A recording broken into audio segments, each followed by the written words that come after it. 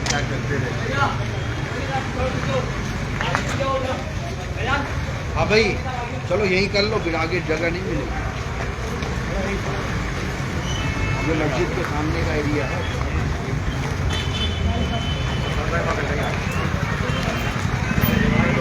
बहुत नुमाया है सरताज भाई बहुत, उनके तो हम फैन हैं। पूरे शहर की इस तरह की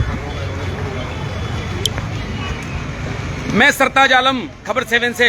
हम लोग हैं उत्तराखंड के हल्द्वानी में जो बनभूलपुरा इलाका है, वहां पर 20 दिसंबर 2022 को रेलवे का एक ऑर्डर आता है और 4365 मकानों की बात यहाँ पर हो जाती है, हटाने की यहाँ हो जाती है। और उसी के साथ साथ अभी 2 दिन पहले ही, यानी कि 1 जनवरी को नोटिस आ जाता है, क्योंकि 7 दिन के अंदर इस पूरी जमीन को हटाने की कार्रवाई तेज हो जाती है। यहाँ पर तमाम CRPF है, तमाम PSC कंपनियां हैं, उनको लिखा जा चुका है। बुलडोजर की तैयारी है सरकारी इमारत से लेकर मंदिर मस्जिद सबको हटाने की। आज यहाँ पर जमीयत उलमा हिंद से लेकर भीम आर्मी और तमाम जो डेलीगेशन है वो पूरे प्रभावित इलाके में लोगों से बातचीत कर रहे हैं और मदद का भरोसा दे रहे हैं। जमीयत उलमा हिंद सुप्रीम कोर्ट में भी खड़ी है यहाँ के लोगों का सवाल लेकर कि जो ऑर्डर हुआ है इस पर एक बार और विचार हो और इन लोगों को इंसाफ मिले। मेरे साथ यहाँ पर कुछ लोग हैं, मैं पूरे मसले में बातचीत करता हूँ। जी क्या नाम लिखते हैं हजरत, कहाँ से आए हैं और अभी प्रभावित इलाके का दौरा कर रहे हैं, जैसे कि मेरी जानकारी। मंडल जी मौलाना अरशद मदनी साहब के आदेश पर हम लोग दिल्ली से आए हैं और यहाँ की रिपोर्ट तैयार करके उनको हम दिल्ली पेश करेंगे। जी उन्होंने ही कहा है कि आप जाइए ग्राउंड ज़ीरो पर, जो हमारे लोकल बॉडी है, मौलाना साहब हैं, ये लोग सब एक लंबे समय से यहाँ काम कर रहे हैं। उसी स्थिति को यहाँ के लोगों से बातचीत करने के लिए मंडल आज हल्द्वानी आया है। तो लोगों से बातचीत कर रहे हैं। हम हर उस प्लेटफॉर्म पे जाएंगे जहाँ से न्याय मिलने की उम्मीद है। यहाँ की सरकार से क्या कहना चाहते हैं, अदालत से? सरकार तो है ही नहीं ना साहब, सरकार तो मुद्दा ही नहीं है ना। मैं तो केंद्र सरकार को यही कहूँगा कि जिस तरह 2019 में आपने दिल्ली के 1731 इलीगल कॉलोनियों को पार्लियामेंट में एक्ट ला करके लीगल किया है, उत्तराखंड की इस पवित्र भूमि के लोग भी आपसे यही उम्मीद रखते हैं कि आप यहाँ पर गांधी और आज़ाद के देश में लोगों के साथ घोर अन्याय नहीं होने देंगे। अब चूंकि कोर्ट का ऑर्डर है और इस ऑर्डर को लेकर लोग धीरे धीरे अदालतों का भी रुख कर रहे हैं। कोर्ट तो है ना, सुप्रीम कोर्ट में जा रहे हैं, कोई इशू नहीं है। सुप्रीम कोर्ट में जाना है और वहाँ से उम्मीद है न्याय मिलेगा। अभी जो मैंने जानकारी ली है तो ये तो लोकल जो जजमेंट, कोर्ट का जो इस वक्त का जजमेंट है, उसके अंदर ही बहुत सारे डिस्प्यूट हैं, अलग अलग आवाज़ें कि साहब ये तो बोली लगा करके ली गई थी, ये तो अलग अलग तरीके से। तो मैं इतना ही कहूँगा कि सुप्रीम कोर्ट से उम्मीद है कि वो इंसाफ देगा और न्याय अनुसार फैसला आएगा। मौलाना मुकीम साहब, इस पूरे मामले को आप लोग राजनीतिक रूप से भी एक मुद्दे के तौर पर देखते हैं। अभी 2 दिन पहले भी यहाँ पर धरना प्रदर्शन हुआ और 28 और 29 तारीख को बड़ी तादाद में औरतें निकले, बच्चे निकले यहाँ से, और मोमबत्तियाँ भी उनके हाथों में थे और धरने पर भी वो लोग बैठे। तो एक संवैधानिक अधिकारों का सवाल भी यहाँ पर है। देखिए, चूंकि मामला कोर्ट में है और सुप्रीम कोर्ट में बहुत सारे लोग गए हुए हैं, हाई कोर्ट के जजमेंट के बाद हमारे लिए एक उम्मीद है और वो बहुत आशा और हर्ष उल्लास के साथ है कि हमें इंशाल्लाह यकीनन 100% इंसाफ मिलेगा और हमारे हक में ही फैसला होगा। बहुत सारे लोग कोशिश कर रहे हैं, उसमें से जमीयत उलमा हिंद भी सुप्रीम कोर्ट जा चुकी है और हर उस मैदान में जाने के लिए कोशिश और तैयारी करेगी जहां से हमें इंसाफ मिलता नजर आएगा। एडवोकेट यूसुफ साहब भी मेरे साथ हैं। एडवोकेट यूसुफ साहब, सन 2017 में जब सुप्रीम कोर्ट ने ऑर्डर किया था कि प्रभावित लोगों को भी सुना जाए, उसके बाद धीरे धीरे लोग हाई कोर्ट के ऑर्डर पर रेलवे अदालत जाने लगे। रेलवे अदालत में भी आपने बहुत सारे मामलों को वहां पर रखा था, तो क्या वहां पर सिविल अदालत की जो तमाम तौर तरीके होते हैं, क्या वो अपनाया गया था? और उसके बाद लोग धीरे धीरे वहां से एक्सपायरी होने के बाद जिला अदालत जाने लगे। इसी बीच हाई कोर्ट का ऑर्डर आता है। थोड़ा सा जानना चाहता हूँ 2 लाइन में। अभी भी हमारी 1100 लगभग जो है जो इविक्शन अपील पेंडिंग है। ओके। जो 2 एडीजेज हैं हल्द्वानी में, उनके यहाँ जो है अपीलें पेंडिंग हैं और अपीलें पेंडिंग होने के बावजूद, जबकि 2017 में ऑनरेबल सुप्रीम कोर्ट ने यही आदेश दिया था कि उन्हें पीपी एक्ट के तहत सुना जाएगा और पीपी एक्ट के ही प्रोसीजर जो है वो अडॉप्ट किया जाएगा। तो उसको तो ओवरराइड कर दिया गया। मतलब वो तो अभी पेंडिंग होने के बावजूद जो ऑनरेबल सुप्रीम कोर्ट का ऑर्डर था, स्ट्रिक्टली ऑनरेबल सुप्रीम कोर्ट ने ये कहा था कि वो पीपी एक्ट के मामले हैं, तो जो मामले मेरिट जो सुनी जानी है वो तो यहीं सुनी जानी है, इसमें सेक्शन 9 पीपी एक्ट में जो हमारे जो अपील हैं जिला अदालत में, जो जिला अदालत में जो हमारी 1100 अपीलें पेंडिंग हैं वो अभी वो तो सुनी जानी है। लेकिन ये ओवरराइड करके वहाँ से ये एक आदेश पारित कर दिया गया।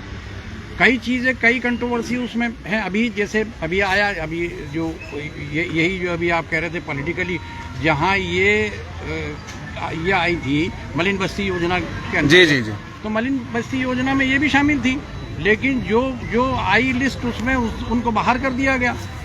तो ऐसी सूरत में जहाँ पॉलिटिकली भी है वो भी, और जबकि 2017 में खुद जो है स्टेट गवर्नमेंट गई थी वहाँ सुप्रीम कोर्ट, लेकिन इस बार जो है खामोश तमाशाई है। जबकि कांग्रेस सरकार सुप्रीम कोर्ट तक जाती है और भाजपा सरकार जो है हाई कोर्ट में भी खड़े नहीं होती है। हाई कोर्ट में खड़े नहीं होते, और जबकि नहीं सरकार नहीं, वो सरकार से मतलब नहीं है। सरकार का सवाल तो ये है कि वो जो एफिडेविट फाइल किया गया है, yes ma'am, on behalf of government है, बिल्कुल, वो तो स्टॉप्ड है। चाहे कोई गवर्नमेंट, चाहे सरकारें किसी की आ जाएं, सरकार का मतलब कोई बीजेपी या कांग्रेस नहीं है। सरकार का मतलब तो सरकार है। सरकार जिस तरह से पैरवी करेगी, सरकार को पैरवी करनी चाहिए। जिस तरह से पैरवी की गई है यहाँ ऑलरेडी बाकायदा वो तो एक सेक्रेटरी देता है वहाँ एफिडेविट, वो या तो शहरी विकास सचिव, कानून के तहत तो लॉ ऑफ स्टॉपर लागू होगा यहाँ। नहीं, शहरी में ये सवाल यही है कि उस समय कांग्रेस की गवर्नमेंट थी तो शहरी विकास सचिव या शहरी विकास विभाग की ओर से एफिडेविट दिया जाता है, लेकिन वही विभाग अब चुप रहता है इस सरकार में। सवाल तो यही तो कानूनी तौर पर इसी को लॉ ऑफ स्टॉपर कहते हैं। मतलब यहाँ कोई बीजेपी या कांग्रेस का सवाल नहीं है। अभी सुप्रीम कोर्ट में भी लोग खड़े हैं, 5 तारीख मिली है, क्या कहना है? सुप्रीम कोर्ट में मैं तो अल्लाह की ज़ात से पुरुम्मीद हूँ पूरी तरह। मुझे तो बिल्कुल इतनी शुरू से ही कहता हूँ कि हर हाल में हमें इंसाफ मिलेगा। अभी हमें बिल्कुल सुप्रीम कोर्ट से हमें बिल्कुल पूरी उम्मीद है कि अब हमें पूरा इंसाफ मिलेगा, और बिल्कुल ये जो बेचारे गरीब झुग्गी झोपड़ी ये दुनिया भर के, और जो कानूनी तौर पर जिनके पास जो पट्टे हैं, जिनके पास कानूनी तौर पर ऑक्शन सेल लेटर मौजूद हैं, वो सब के सब उनका कानूनी हक है। और जो झुग्गी झोपड़ी वाले हैं भी, हालांकि जो है ये कहा जा रहा है खाली झुग्गी झोपड़ी वाले नहीं है। अभी आपने एक सवाल किया आर्टिकल 21 में जो राइट है जीवन जीने का अधिकार, वो तो मिलेगा ही। मैं यहाँ पर मौलाना से बात करूंगा। दिल्ली से आए हैं तो दौरा आज ये कब तक जारी रहेगा? अभी हम लोग हैं फील्ड में, प्रभावित इलाके में घूम रहे हैं जो ये। चलिए, बहुत बहुत शुक्रिया मेरे साथ बात करने के लिए।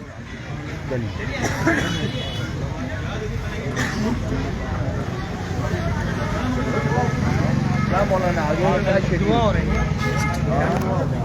इधर से चौड़ी रोड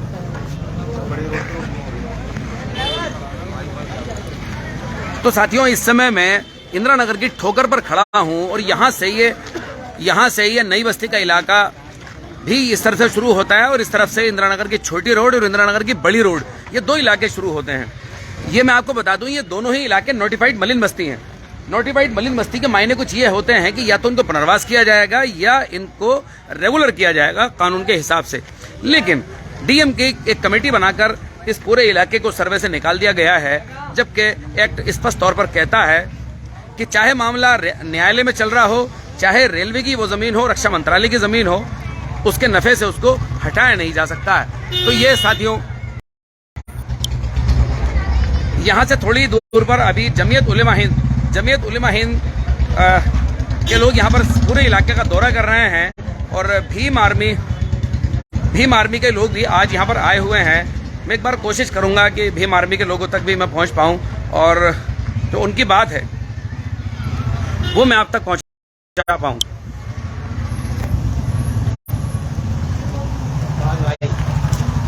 तो आप देखेंगे साथियों, ये काफी पुराना इलाका है। तकरीबन ये बसासट, कम से कम लगभग 70 साल पुरानी ये पूरी बसासट है।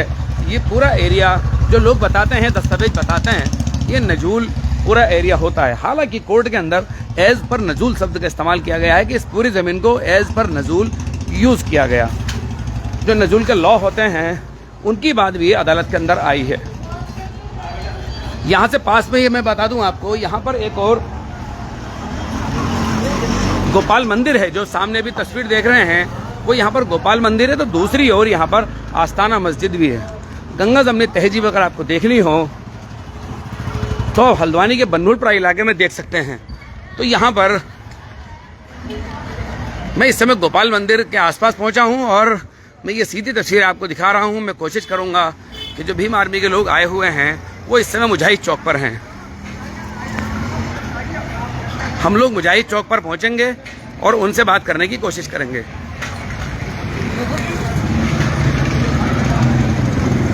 विभिन्न संगठन यहाँ पर आ रहे हैं, दौरा कर रहे हैं और सरकार से चाहते हैं कि इस पूरे मामले में दखल हो।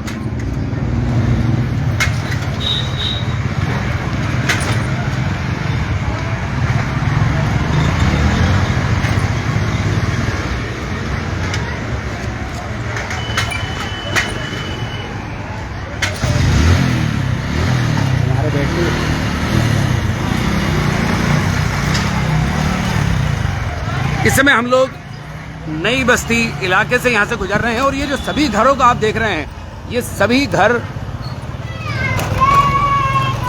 घर रेलवे के पक्ष में आए उस आदेश की जद में हैं, जिनको 1 जनवरी 2022 को एक नोटिस किया गया है कि 7 दिन के अंदर इस पूरी ज़मीन को खाली कर दें।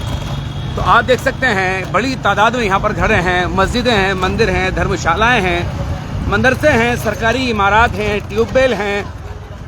बड़ी तादाद में लोगों के प्रमाण पत्र बने हुए हैं। 2 इंटर कॉलेज हैं, 2 प्राइमरी विद्यालय हैं। लाल स्कूल जो लाइन नंबर 17 में बना हुआ है वो तो तकरीबन 100 साल या 110 साल के आसपास का बना हुआ है। और इस समय जो आप इमारत देख रहे हैं ये राजकीय बालिका इंटर कॉलेज है। मैं अब भीम आर्मी का जो वफ्द एक आया हुआ है, मैं कोशिश करूंगा कि मैं आप तक उनकी बात भी पहुंचाऊं। इस समय ये मुजाहिद चौक पर लोग यहाँ पर खड़े हुए हैं और भीम आर्मी के लोग आए हुए हैं। मैं उनसे यहाँ पर बात करूंगा और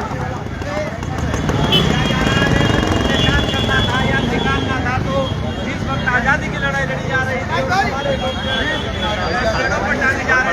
कहना चाहिए था आप लोगों को कि आप लोगों को यहाँ रहने का अधिकार नहीं है। आप लोग हमारे मैं इस समय राजकीय बालिका इंटर कॉलेज भीम आर्मी के लोग तो ये आप देखेंगे कि भीम आर्मी के लोग यहाँ पर आए हुए हैं। मैं यहाँ पर कुछ लोगों से बात करूंगा।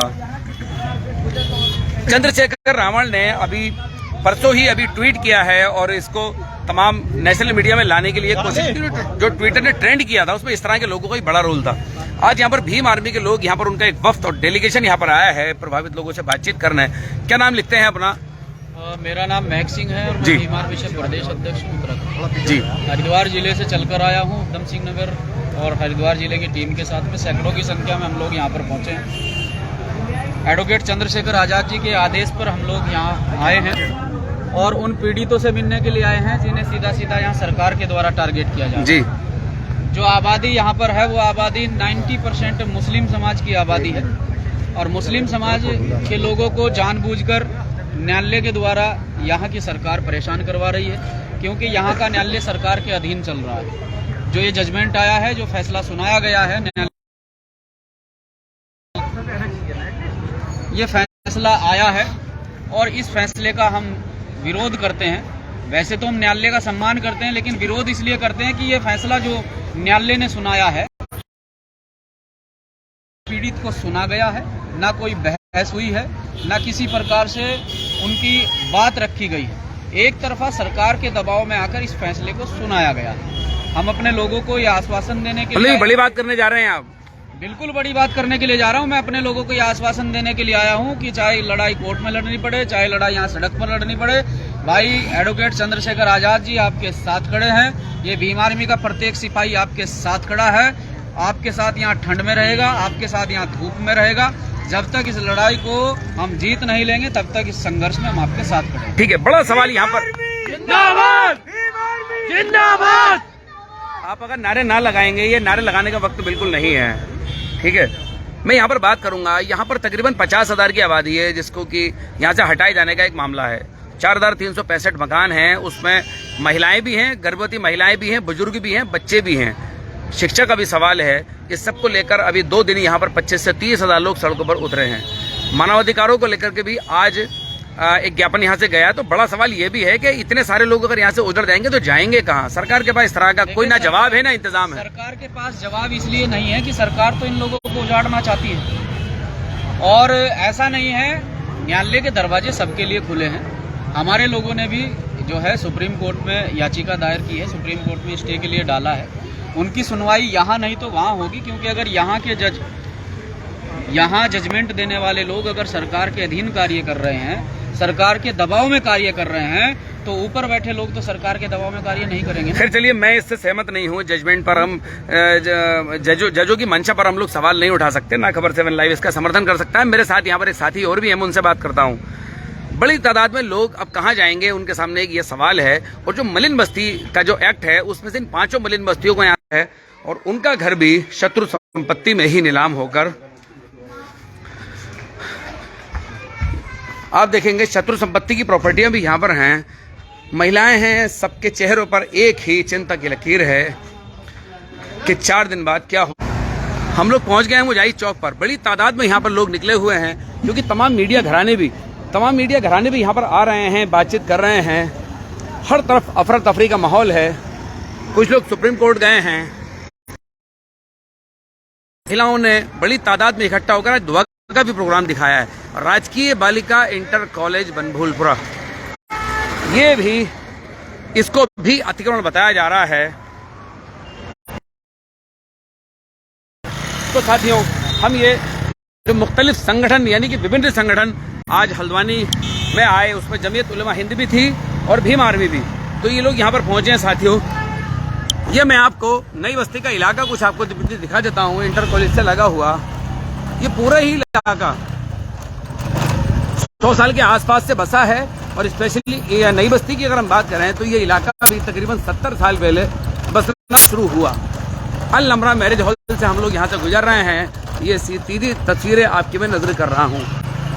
20 दिसंबर 2022 को उत्तराखंड हाई कोर्ट का जनहित याचिका पर सुनवाई करते हुए एक ऑर्डर आता है। इस पूरी जमीन को रेलवे के पक्ष में बताया गया है उस ऑर्डर के मुताबिक। और जो प्रभावित लोग हैं वो धीरे धीरे सुप्रीम कोर्ट का उन्होंने रुख किया है। 5 जनवरी उसमें पड़ी है। 5 जनवरी को तारीख तय है। सलमान खुर्शीद साहब से लेकर प्रशांत भूषण, कोलिन गोंजाल्विस, विकास सिंह, ये सभी अधिवक्ता वहां पर खड़े हैं। और अलग अलग हाई कोर्ट में जो 11 इंटरविनर थे वो भी वहां पहुंचे हैं। तो उसके अलावा कई और लोग भी पहुंचे हैं। अब्दुल मलिक साहब भी वहां पर पहुंचे हैं, मतीन सिद्दीकी भी पहुंचे हैं, शुएब अहमद भी जमीयत उलमा हिंद के साथ मिलकर इस पूरे मुकदमे को लड़ रहे हैं। और तमाम जो राजनीतिक और सामाजिक संगठन है वो भी इस पूरे मामले में राजनीतिक तौर पर इन लोगों का हक चाहते हैं, उत्तराखंड की सरकार से, न्यायालय से, केंद्र सरकार से। तो साथियों